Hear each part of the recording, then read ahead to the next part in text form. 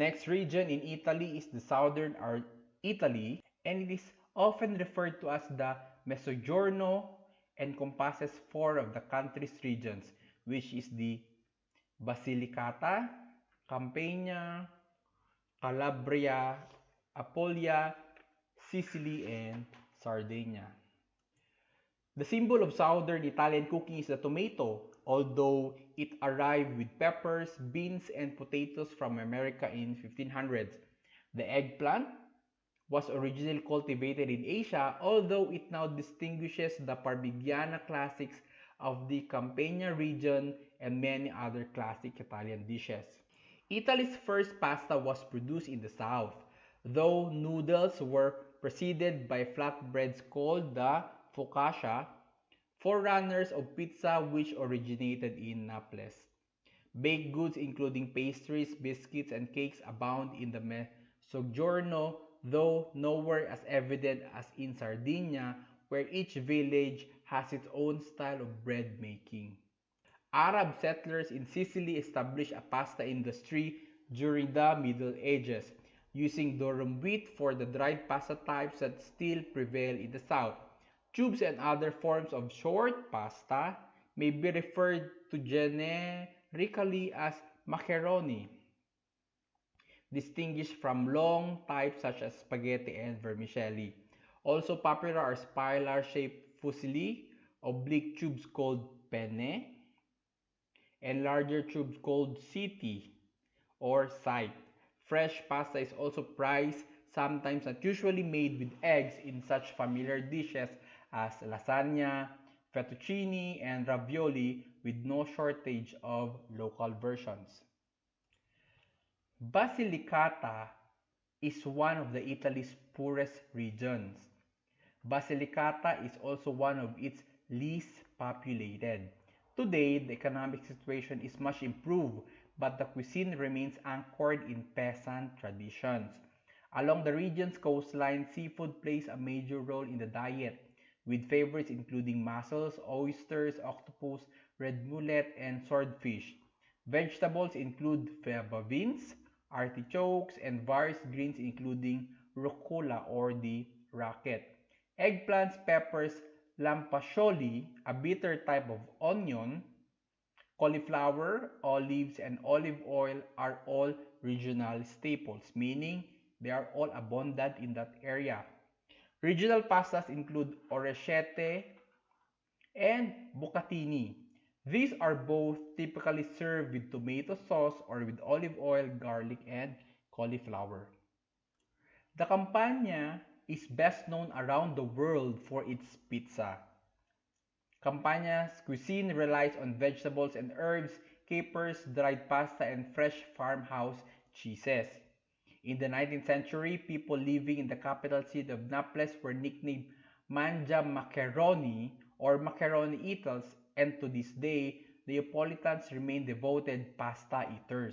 Italian food would not be the same without spaghetti with pomarola.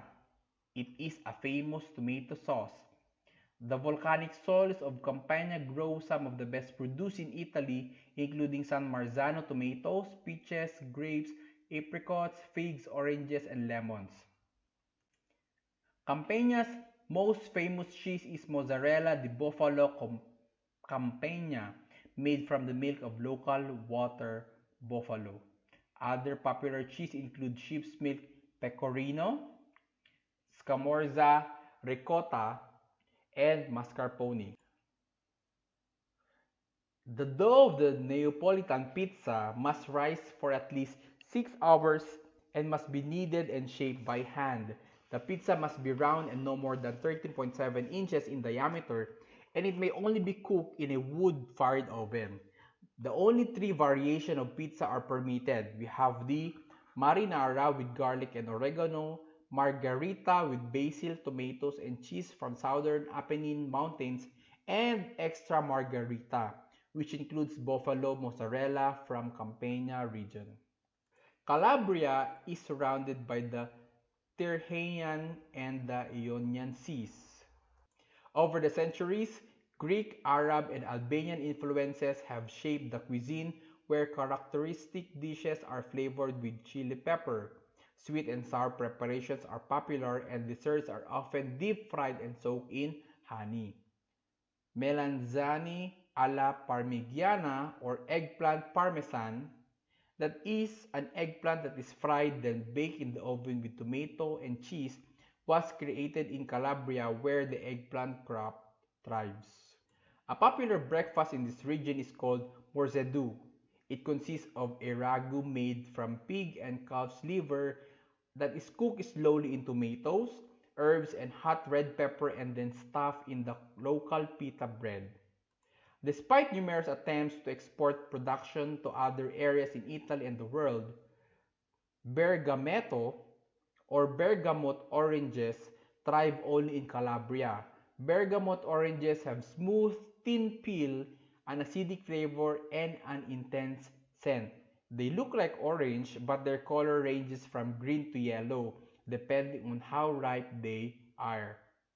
Their essential oil is used to flavor liqueurs, tea, such as Earl Grey, sweets, and drinks.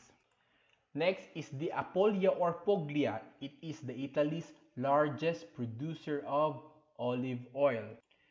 Three staples are essential to the Apulian kitchen. Number one are the wheat, second are the vegetables, and the third one is the olive oil. Semolina flour is turned into a variety of handmade pastas, which are boiled with wild or cultivated greens, tossed with hearty meat ragus, or cooked into soups. Wheels of rustic bread are baked to be enjoyed as companions to daily meals and serve as the starting point for numerous appetizers, salads, soups, and simple desserts. The most interesting offering is friseda, a twice-baked ring-shaped bread. And almost every dish is topped with olive oil. After all, Apulia is Italy's largest producer of olive oil. Fava beans are used to prepare thick soups, salads, and side dishes, and rice is baked with potatoes and seafood or vegetables to make an unusual main course called the tiella, named after the pot in which it is cooked. The Apulian shepherds by trade since ancient times tend to prefer lamb, mutton, kid, and goat meat which they cook simply with fragrant herbs, olive oil, and tomatoes or potatoes. Opal, on the other hand, is popular in the area and lamb's heart and intestines are skewered and cooked on a grill, then eaten with raw celery and sharp sheep's milk cheese. Next is the Sicily. The cuisine of Sicily reflects the many invaders in this island history and focuses on seafood, eggplant, tomatoes, potatoes, beans, and other vegetables, pecorino and many other cheeses, figs, capers, olives, almonds, pine nuts, fennel, raisins, lemons, and oranges. In parts of Sicily, there are sweet and sour combinations like capers with sugar in caponata.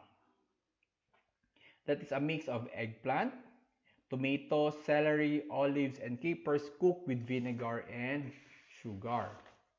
The sessi, or the chickpea, has played an important role in Sicilian history and is well represented in the diet.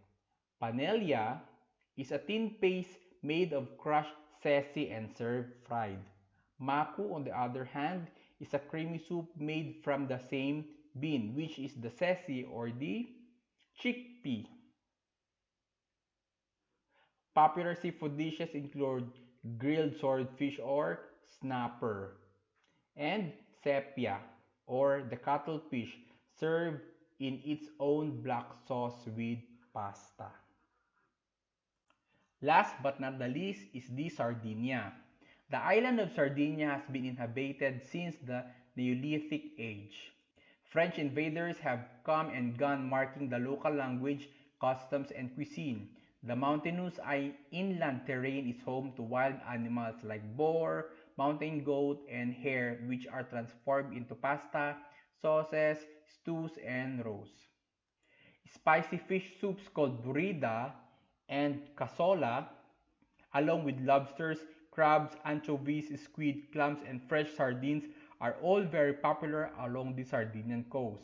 Favorite Sardinian pasta dishes include spaghetti con butarga with dried gray mullet roe shaved on top and maloredus noci flavored with saffron and served with tomato sauce. Colingiones are round ravioli stuffed with spinach and cheese. Sardinia is known for its rustic sheep and goat cheese like pecorino, sardo, and fior sardo, which can be served either fresh or aged. So these are the cuisines from Italy. Again, as you have noticed, that in this country there are a lot of pasta dishes or pasta cuisines, and they differ from one region to another. The type of food that they are preparing or eating is always based on the influences of different countries or from the different inhabitants. So that's it for now. Thank you for watching.